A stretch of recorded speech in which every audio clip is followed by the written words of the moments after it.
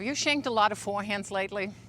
Are you struggling to make clean contact on your forehand? Then you might be trying to add more rotation or more power to your forehand in an inappropriate way. And by that I mean using your wrist the wrong way. When you see great forehands, you might think when you watch it in real speed that they add this last little bit of rotation, this last little bit of pop on the ball. There's even a very, very prominent coach going pshing his way around the tennis courts. To my mind, the only thing that you're doing when you're trying to use your wrist excessively, you're adding inconsistency at best or a risk of injury in the worst case scenario. So what does the wrist actually do on the forehand?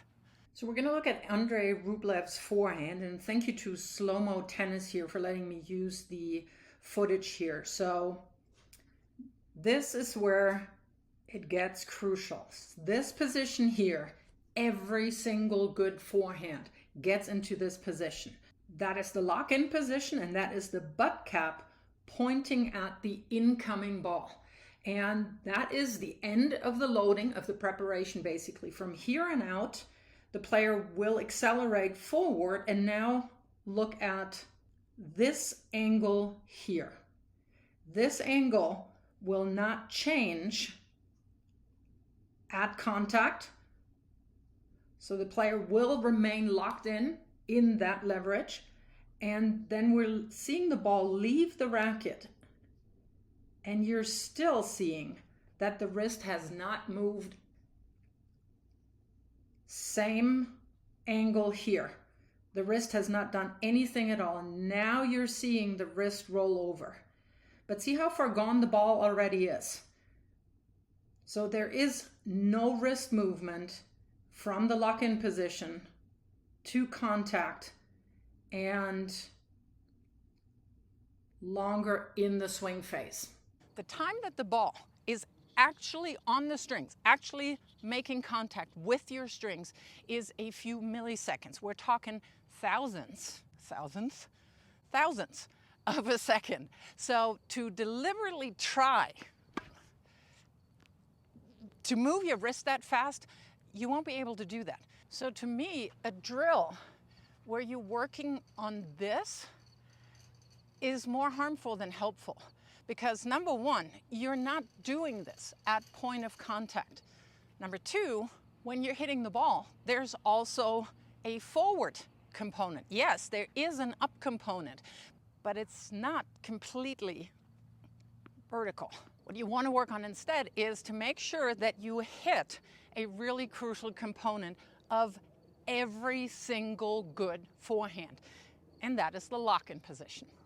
I've also heard it called the racket flip or forehand flip, pro flip, whatever the heck you want to call it.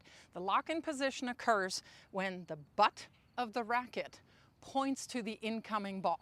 And whether you do this or this, that doesn't make a difference. That also has something to do with the grip, individuality, doesn't matter. But where you want to get into is definitely this. And if you want to know how to use your now more consistent forehand, more powerful forehand actually, go and check out the new rules of singles on the Fuzzy Yellow Ball app. It's very simple. All you do is get on the app, swipe through to whichever move, to whichever play you want to study, and you'll see a full explanation, a full video, and you can take it right on the court. I'll drop the link down below in the description, Fuzzy Yellow Balls, new rules of singles. And yeah, tennis has moved on because some of them were new for me as well. So let's learn together. And now continue with the forehand. The lock-in position is the end of the loading phase where you're using your legs really to generate and then store energy, and it's the beginning of the forward swing, the acceleration forward. So the wrist really is the last part of the kinetic chain. The loading here is the beginning of the transfer of energy from the ground up, lastly into the racket.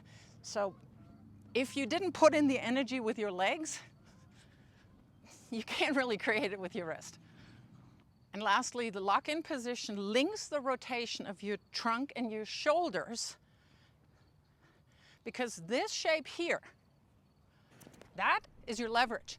That stays locked in from the lock-in position to contact. And only long after the ball is gone, the wrist disengages and you see this rolling over motion. But it comes from your forearm pronation. The assumption, of course, now could be when we hear lock in or fixed wrist or firm wrist, that you have to squeeze the ever-loving bejesus out of your grip and really force the locked position. It's actually the exact opposite. The looser you hold your racket, if you're able to relax your hand, your arm, you will naturally get into this lag position. We're hearing a lot of the lag, and wrongly we're hearing a lot about the snap. There is no snap. Relax your arm as much as you can, and the weight of the racket will pull your wrist open. That's the lag. So if you're really tight and you're locking, that ends up being this. And when you just try 1 or 2 shots with that, you feel like you have to muscle everything. So if you're just relaxing your hand and your arm, the lock-in occurs naturally. And just as the lag will happen naturally, if you're not forcing the snap or pff, this rolling motion will occur by itself. The one thing that you do want to make sure is that you end up on your finish with the side of your racket with which you made contact facing to the outside. Because this rotation here happens more from the pronation of the forearm and not the wrist. If we look at it in real speed, yes, it might absolutely look like I'm doing this here. But it's really just a loose wrist that naturally gets into the lock-in position. And then after I'm coming out of my contact zone, 12 to 18 inches after you actually make contact, that's when my wrist disengages. And if it's loose enough, it will follow the pronation of your forearm. And that is when you end up like this. A very simple drill to get the feel for this is to start from the lock-in position and just go up to contact. And you're doing self-tosses.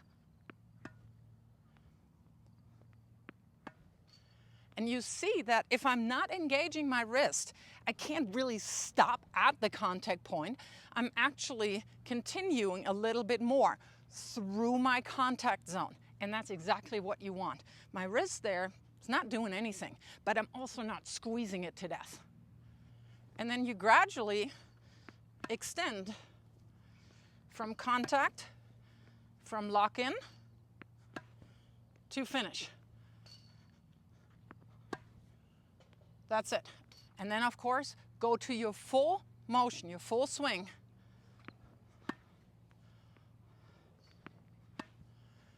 And if you have your hand relaxed enough now, it will drop down and back, and the racket head will be below the incoming ball. And from there on, you're brushing up and forward to contact point.